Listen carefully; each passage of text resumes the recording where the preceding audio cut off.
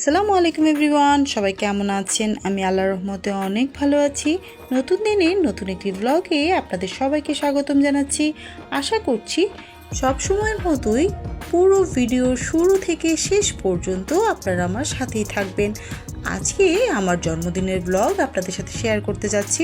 আমার জন্মদিনে আমি কি করলাম, কি খেলাম আর কি গিফট পেলাম সেসব নিয়েই আমার আজকের ব্লগটি থাকছে। সকালে উঠেই নাস্তা তৈরি করে নিলাম এবং আমি আর আমার হাজব্যান্ড মিলে নাস্তাটা কমপ্লিট করে ফেললাম এবং ও ওর কাজে চলে গেল।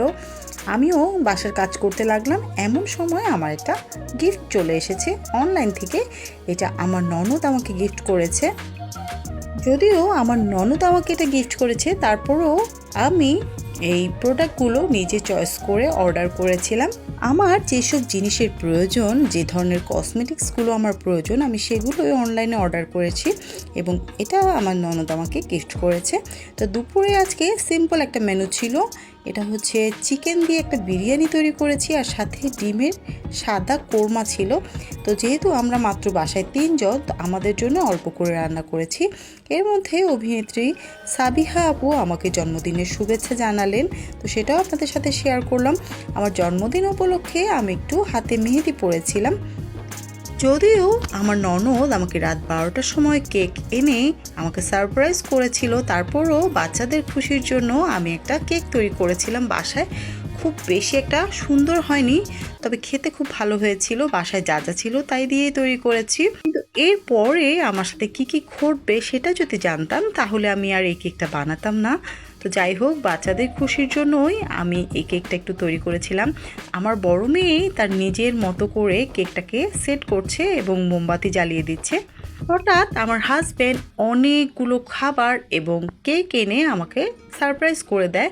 যেহেতু সে একটা কাজে গিয়েছিল, তো ভাবলাম যে সে হয়তো আজকে আসতে অনেক দেরি হবে, কিন্তু সে হঠাৎ করে সন্ধ্যার মধ্যে চলে আসে এবং অনেক ধরনের খাবার নিয়ে আসে এবং আমার জন্য একটা স্পেশাল কেক নিয়ে আসে। যদিও আমার জন্মদিন আমি কখনোই তেমনভাবে করি না বা করতে চেষ্টা করি না, তবে বাচ্চাদের জন্য এবং আমার ফ্যামিলি মেম্বারদের জন্য আমার চেষ্টা থাকে সর্বোচ্চ।